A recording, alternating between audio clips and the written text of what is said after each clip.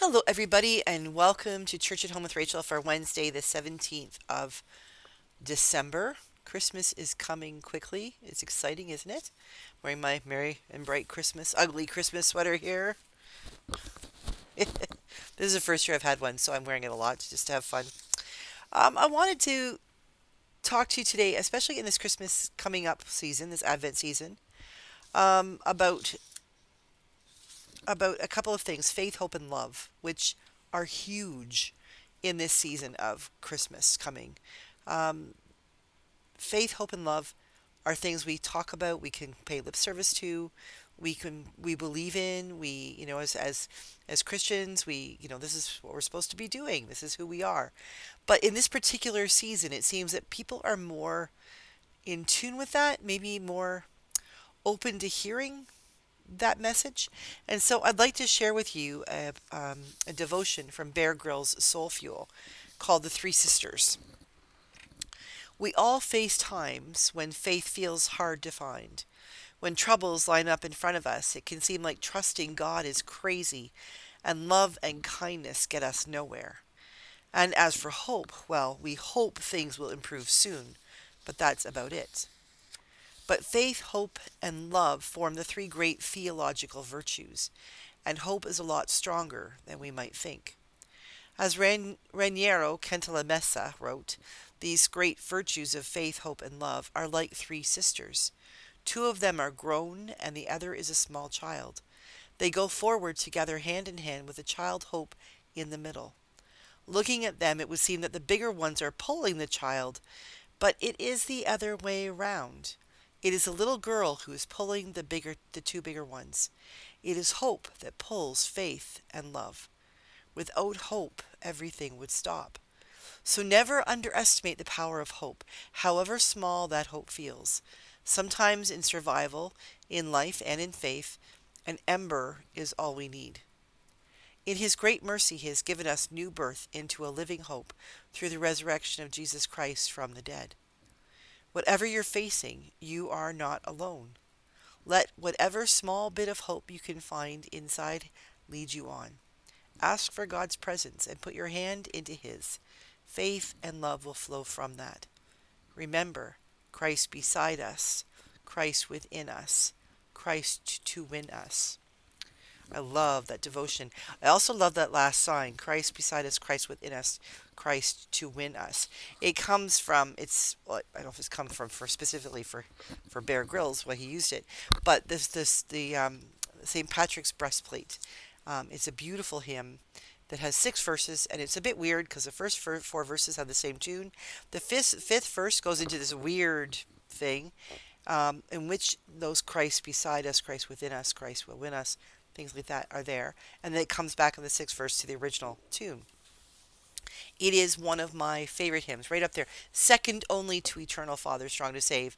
I want to have it at my funeral, but I need to warn people ahead of time that if they're going to do it, they have to practice it because a lot of people don't know it, which is a shame because it's absolutely beautiful and it's a very long hymn, but it's gorgeous. And when done well, it will bring tears to your eyes, beautiful tears. But this idea of hope being between faith and love. And I have 2 sisters. And so I remember growing up, I was 9 when my youngest sister came along. My sister Jennifer was 6 when Anna came into our lives, and Anna was 4 months old. We adopted her. And I remember there were lots of times in our lives when we would walk hand in hand and we would swing. You know how you do that? Like the people on the end, the parents, the bigger people on the end on the ends will swing the kid in the middle. It was like that. Jennifer and I, and being the older siblings, were more mature. Some people would argue about that, but anyway, we were the ones who had a little bit more life knowledge and we had experience and things. And Anna was this young, carefree, the way children are, little kids are. She would skip and run and do silly things um, because she had hope. Now, Jennifer and I also had hope, but in this metaphor, this idea that faith and love are led by hope. And if you think about it, how often how often do we recognize that our faith is being tested? It's tough. And sometimes it's really hard to love. Sometimes it's hard to accept love. But hope. There are times when it's hard to hope. But really, if we're honest with ourselves, don't we always just have that little flicker of hope in our hearts? Isn't there that sense that even though things look horrible, we still can dream? I dream about winning the lottery. I think about how incredible it would be able to take care of my diocese, to take care of my family, to go on a cruise somewhere warm. It's like minus 20 plus a wind chill of like minus 18. It's like minus 38 degrees right now, Celsius in Manitoba and Brandon. And so I'm here in my office with my heater on behind me and my warm sweater and still freezing. My hands are freezing cold. My feet are cold. Um, so, hoping for a cruise. That's what that was about. A warm cruise somewhere, someplace warm. There's no typhoons or hurricanes. Just a gentle sail. A good book, you know, good cup of tea. Okay, I'm painting the picture of hoping for a cruise is for old people, old ladies.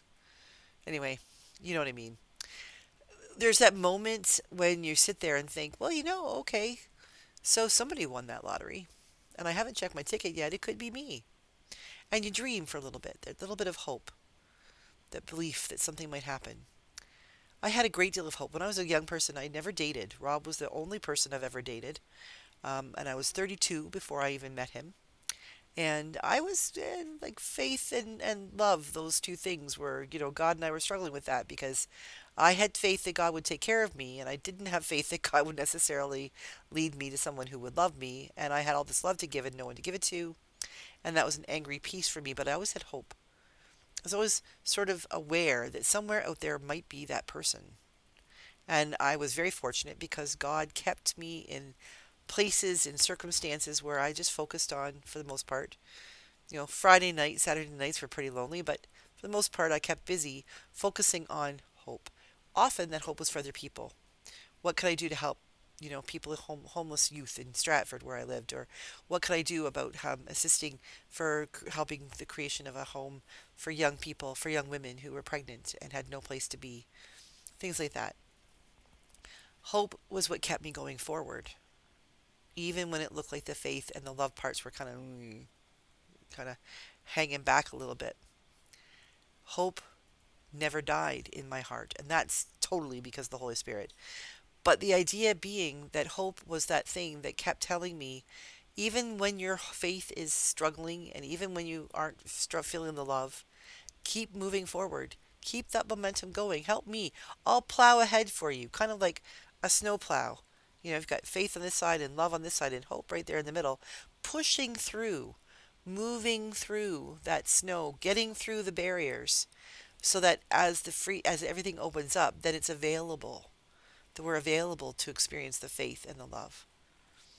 As you continue in this week before Christmas, as you continue to face all of the things that are happening in the world, the good things and the bad things, the things that you're wondering about, the whether or not you buy Christmas presents for your grandkids this year, or be able to put a turkey on the table or whatever it is you do for Christmas. Whether you're thinking about the fact that you can't get to be with family this year and it might be frustrating.